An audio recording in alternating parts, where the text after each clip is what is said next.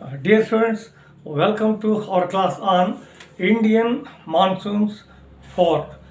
Indian Monsoons 4. In this class, we are going to discuss and understand on short range forecasting of rainfall. Short range forecasting of rainfall with reference to Indian monsoon. Then, in that introduction, multi-modal ensemble techniques, numerical weather prediction techniques, what are the steps involved in short range forecasting of monsoon. So, here I would like to once again impress upon you, in the first three classes, we tried to understand what is the basic mechanism of Indian monsoon. Indian monsoon is a spectacular spectacular weather system on the globe. It is a spectacular. So, from June to September, the southwest monsoon, which gives approximately 80% of the total rainfall. See here, in the first class, we try to understand what is the mechanism.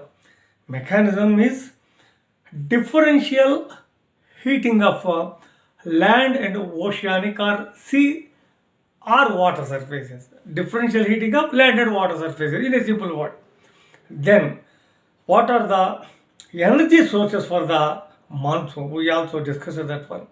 See, the latent heat released during the condensation process, and before that, the sensible heat generated over the land mass. Okay, these are the energy sources, heat sources. I am able to talk to you because I have taken my breakfast. I am able to. Similarly, monsoon also has some energy requirements, so they are met. So, like that, we discussed it. And in the third class, we tried to understand what are the roles played by ocean, number one, and atmosphere over the ocean. That also we try to understand in this class. Short range forecasting of Indian monsoon. So, monsoon rainfall is the lifeline for Asia, particularly India. So, it is a Asian monsoon, most of which the Indian subcontinent is situated at the center of this Asian monsoon. So, here, how this bit will come, please, always this bit will come. Please write this one. How the India Meteorological Department announces that the monsoon is set in, southwest monsoon is set in. How? It is like this. Of the, please write, of the 14 stations across the west coast, okay, more than 60% of the stations record, more than 60% of these 14 stations record 2.5 mm and above rainfall consecutively for 2 days. That means, first day they won't allow. Second day also, more than 60% of these 14 stations record 2.5 mm and above rainfall. Then the southwest monsoon is set in. Now, once it is set in, forecast comes into role. Now, in this class, we try to understand how the short range means, 3 days to 0 to 3 days. Now casting is there, 0 to 12 hours, sometimes 0 to 3 hours, no casting is there.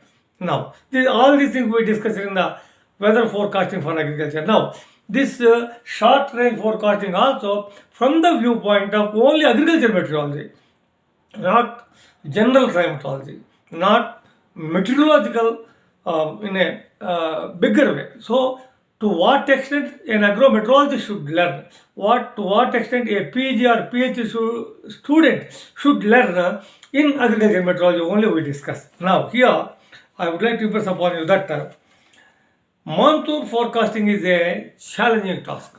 Monsoon forecasting is a challenging task. Why it is? Because there is a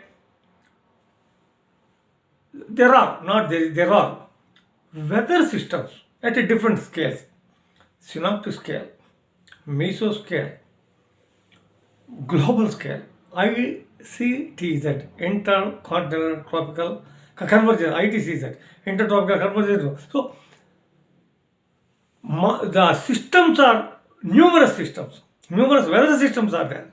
So particularly in the short range, we have to be very, very cautious, very, very careful. Now, short and medium range also at the seasonal forecasting level, short range, medium range, and seasonal forecastings are essential for several activities in the Indian subcontinent.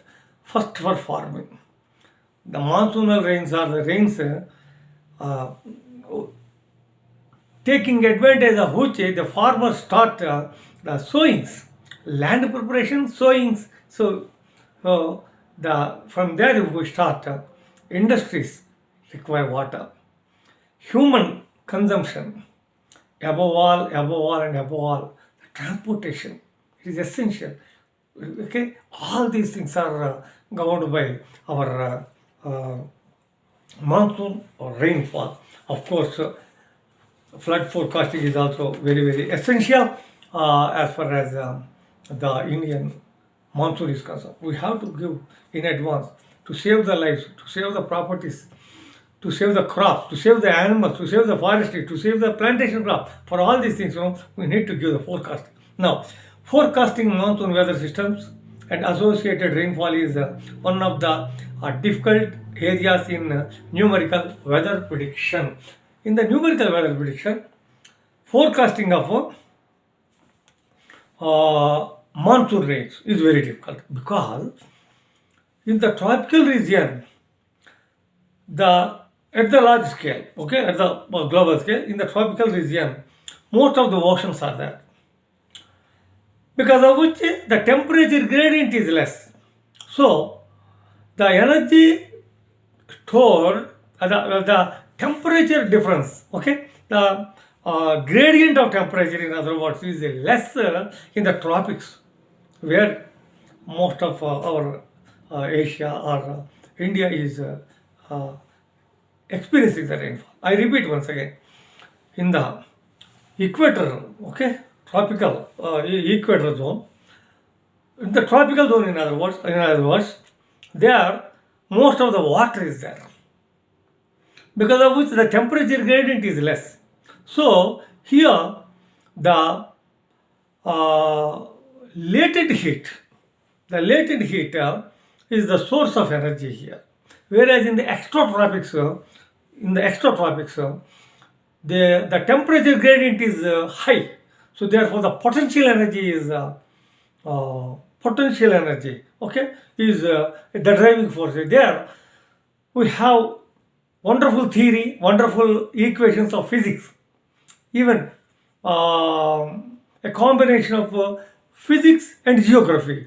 Definitely, they play a significant role in predicting as accurately as possible in the extratropical. In the tropical, because once again I would like to tell you the temperature gradient is high, potential energy. Okay. Now here the latent heat only, the latent heat of condensation, latent heat of cumulus. Okay, convection. Through cumulus convection only we get the latent. Now that's what we discussed in the class. Monsoons too. These two areas have different mechanisms as far as precipitation in the large scale is concerned, or particularly monsoon is concerned, or rainfall. See, once again I would like to impress upon you that in the extratropics it is the numerical weather prediction, numerical that I discuss with you after a minute. I make a beginning for that and then give a separate class for numerical weather prediction, particularly from your examination books point of view. Now, in the extratropics, potential energy. In the tropical region, it is the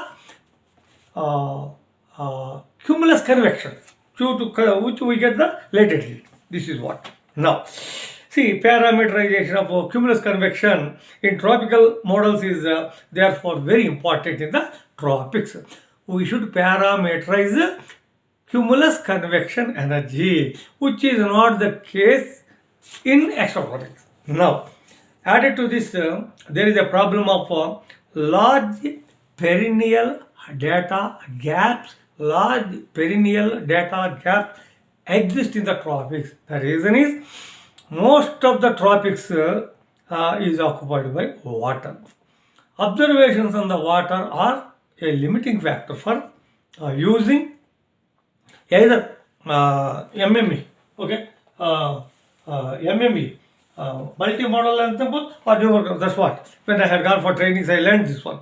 So this is the problem. Ocean observations. Nowadays, India Meteorological Department had been trying its level best, and then it is being modernized. Now, earlier there are gaps of the data for, it is a limiting factor for the short range weather forecast. Now, see the World Weather Watch, the World WWW, World Weather Watch, okay, and is now supported by a variety of surface-based and space-based sources of information or observation. Now, so numerical weather prediction. Here, I would like to discuss with you. Before that, I would like to share few lines about the this one, multi-modal ensemble. It's a very simple multi-modal ensemble technique. Is it's only an adopted one. India Meteorological Department in the early 2010s, they have adopted from different sources. Now, in the multimodal ensemble technique approach, the forecasts made with different models are combined. The forecasts of the monsoon, short range, are ensembled. They are all combined into a single forecast. This is simply about the multimodal ensemble technique. We are masters in the. As of now, also masters. We are going to further master in this thing. Very recently, studies are initiated in India to apply MME, multi-modal ensemble technique, for improving the monsoon rainfall forecast in short to medium range. This is what very, very interesting. Multi-modal ensemble technique, MME, are being used. Okay, this technique is being used for short range weather forecasting and also medium range weather forecasting, which we discuss in the next class. That is Monsoons 5. We discuss that point for the medium range. Now, as far as the short range weather forecasting is concerned, we also should understand something about the numerical weather prediction. So, what is numerical weather prediction?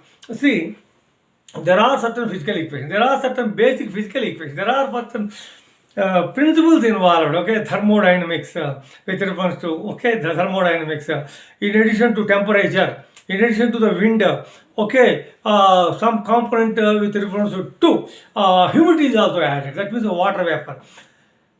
So, in numerical weather prediction, what is the basis is, which we cannot solve through, which we cannot find a solution through some calculations or analysis, there we go for numerical weather prediction. So that, we get the overall characteristics of a system, its behavior, and with reference to, we are concerned with the rainfall. So, agricultural meteorology. Here, I would like to impress upon you that the numerical weather prediction operation system is a complete suite of jobs on a high performance computer. On a high performance computer, it's a complete suite of a good job done by the meteorologist. No, it is centered around the, first it is centered around the data assimilation first.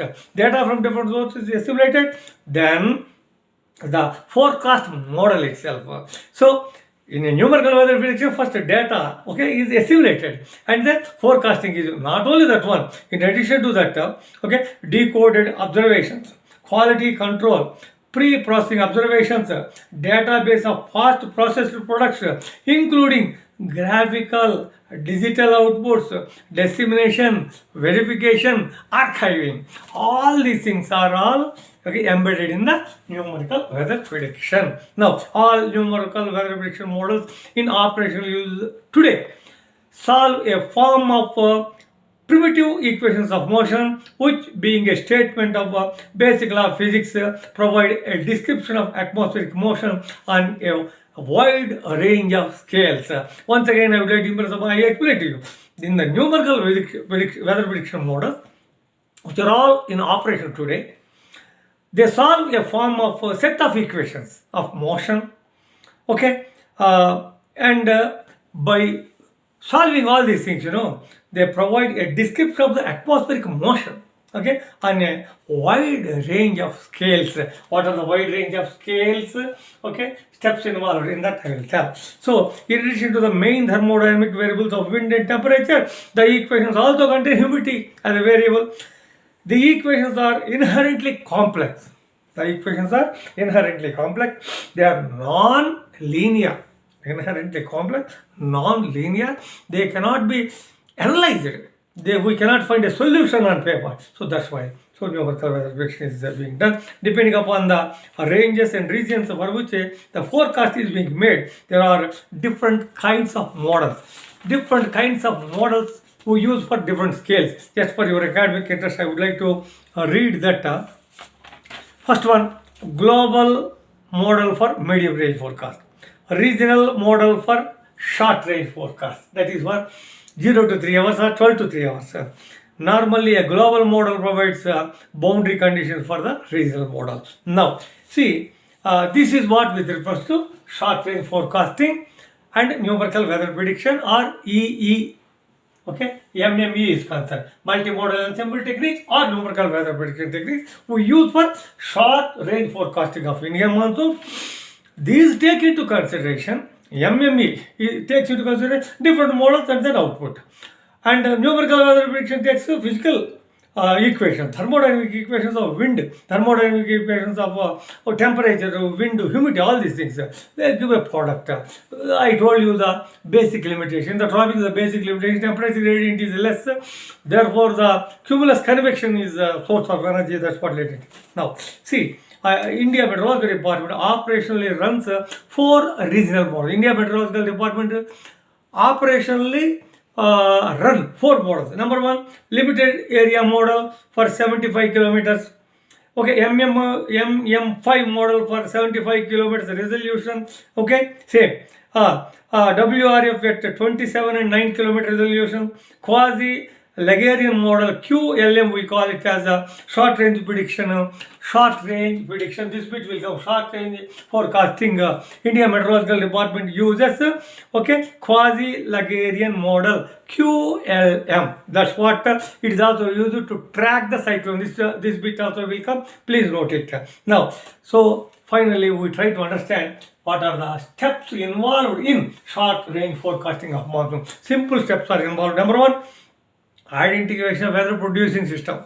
Which system is producing the weather? Identification. Number 1, assessment of its intensity, path history. Okay. Then forecasting the movement and intensity of the system. At what rate it is moving. Okay. And forecasting the area and duration of the rainfall. Then we have to forecast the area, on which area, for how much of duration rainfall is going to happen, and finally forecasting the intensity of the rainfall for that particular area, intensity of the rainfall. Okay, so these are all the things. Once again, to sum it up like this, it is a very, very, very interesting phenomena. Monsoon is a spectacular weather system. So forecasting the short range level involves MME and NWP models. This is what I would like to share with you.